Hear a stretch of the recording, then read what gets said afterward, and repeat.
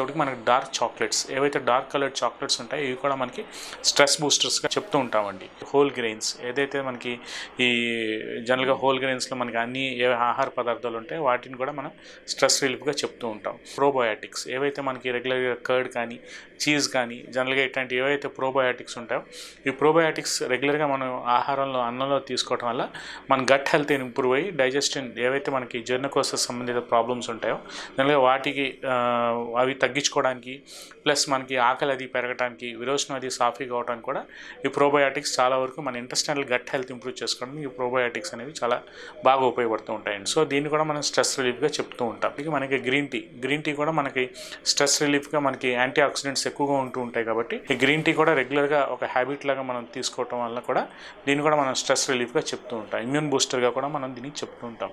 అలాగే మనం తినే ఆహార పదార్థాల్లో రెగ్యులర్గా టర్మరిక్లో కూడా మనకి పసుపులో కూడా యాంటీ ఇన్ఫ్లమేటరీ ప్రాపర్టీస్ ఉంటాయి కాబట్టి జనరల్గా బాడీ ఇమ్యూనిటీ కానీ బాడీ హీలింగ్కి కానీ